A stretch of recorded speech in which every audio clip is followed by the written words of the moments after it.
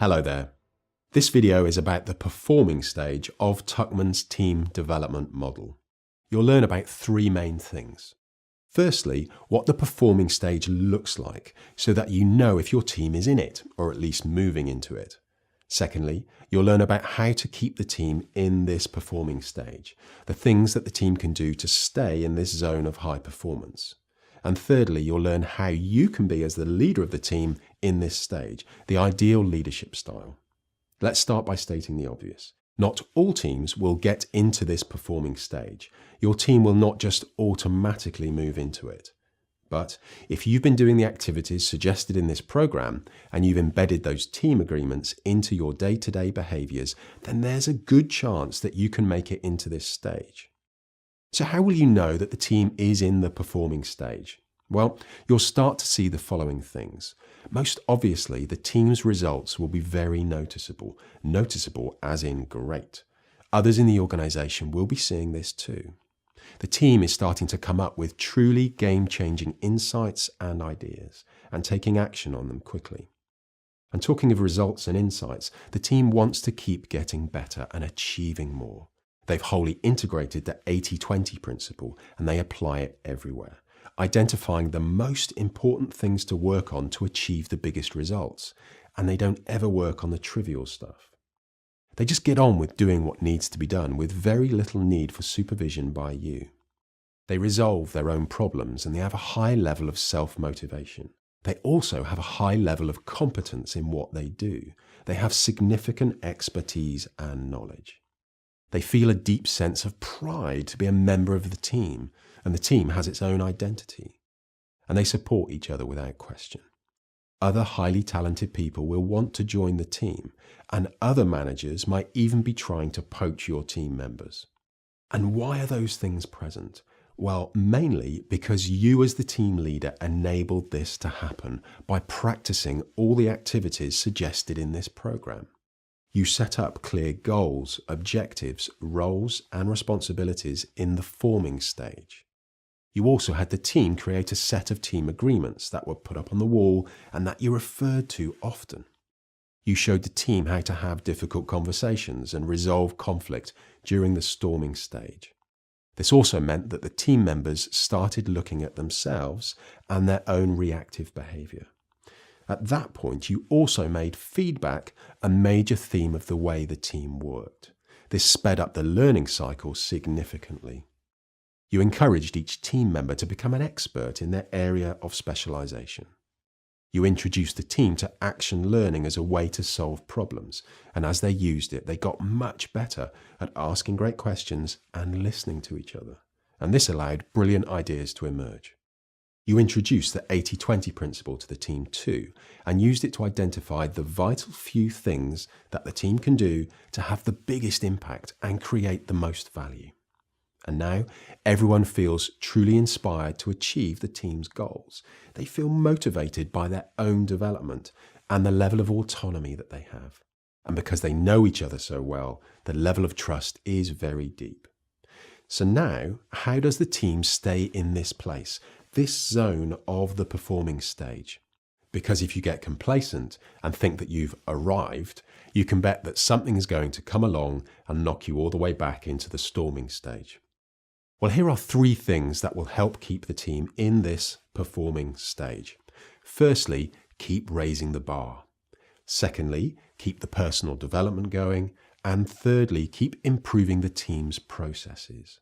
Let's look at each of these now. Starting with keep raising the bar. As human beings, we perform at our best when there's a challenge for us, something important and meaningful. Not too easy to achieve, otherwise it wouldn't be a challenge, but not too hard either. Otherwise we won't believe we can achieve it, and therefore not put in the effort we need to. For you as the leader, this looks like you starting to use the language of possibility when you're with the team.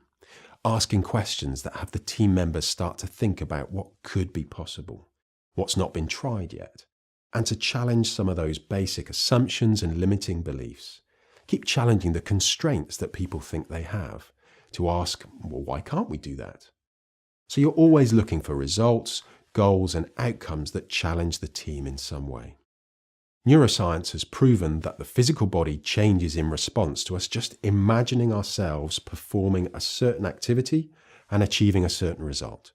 This is why high-achieving athletes spend time visualizing their performances. And this is what you can encourage your team to do too. Keep planting those seeds of possibility in the collective mind of the team. As this happens, they'll adjust their day-to-day thoughts and behaviors in line with those raised expectations. In terms of the second point, keeping personal development going, a core part of what makes us feel motivated is for us to feel a sense of mastery, a sense that we're becoming better and better at what we do. So it's really important that every team member feels like they're learning and growing, both personally and professionally. Becoming more aware of themselves as human beings and also becoming more competent and knowledgeable in their jobs and roles. This will give them huge self-confidence and it increases the team's overall skills and abilities. Specifically, this is you supporting them to develop themselves, whether through self-study, group learning opportunities like workshops and courses, or creating on-the-job learning objectives with them. Discuss with each team member their individual learning goals and create a plan together to support and achieve these. You can then regularly check in with them on this and update the plan when learning is accomplished. Remember, performance and results are not about the hours that your team put in at work. It's about how much value they add when they're working. Taking time to learn and develop will help them add more value. And thirdly then, keep improving the team's processes. This is like the internal wheel of learning and continuous improvement. This forces you and the team to consciously look at your own processes rather than just forgetting that they're there. This reminds you about them and also forces you all to think about how to improve them even more. This also means that when new people join the team, they're quickly made aware of the way that you do things and why you do them in that way. This is like taking the helicopter view of how the team works and looking for ways to improve it. Things like improving meetings, improving problem solving and decision making, improving how you engage with your stakeholders, improving how new team members come on board, improving how you apply your team agreements. Such things may seem unimportant, but they're not. Small process improvements can have a massive impact over the course of time. So let's now look at how you can be as the leader during the performing stage. What sort of leadership styles do you think will be most effective? Well, the simple answer is this. You need to use whatever leadership style is most appropriate for the situation that presents itself to you. Sometimes visionary, sometimes directive, sometimes facilitative, sometimes the coach, and often giving appreciative feedback and saying well done and thank you. Having said that, I think you have two main roles to play, and these will influence what style to use. Firstly, be inspiring through your sense of vision and possibility. You're continually challenging the team to raise the bar and improve performance. Other team members may also be doing this, and that's fine, but it is one of your primary roles. Secondly, and this one's a bit more tricky, is for you to maintain the high standards that the team has worked so hard to build up. Don't ignore the basics just because the team has become more successful. This looks like you noticing when people are not behaving in line with the team agreements and the other approaches that you've developed, and then calling them out on it, giving them feedback and reminding them about standards, such as not letting them check email during meetings, not letting them arrive late to those meetings. Those basic things remain important. And because you will all know each other so well by this stage, you may find it harder to hold each other accountable in this way, but that would be a big mistake. Everything that you've learned and applied from this program remains valid and important in the performing stage.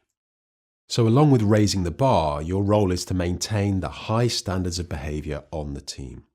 This just requires you to keep your eyes open, notice any discrepancies, and remind people to maintain standards. So imagine that one moment you're participating in a problem-solving session, just like the other team members. The next moment you're challenging them to think bigger and raise the bar. And perhaps the next moment you might be reminding one of them to pay more attention to the session and stop checking their email on their phone. All of this is necessary and appropriate. Next to this video, you'll see facilitator guides for some activities and exercises that you can do with your team during the performing stage.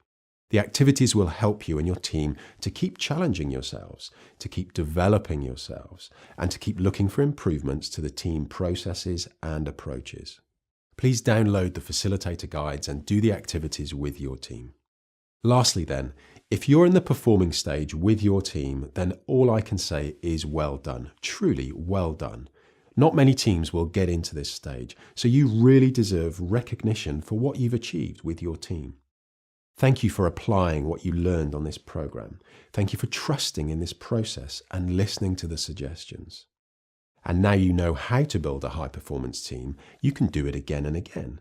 Of course, each time will be different situations and different people, but the principles will remain the same. So don't get complacent, keep looking for what's next, and keep maintaining those high standards. Good luck.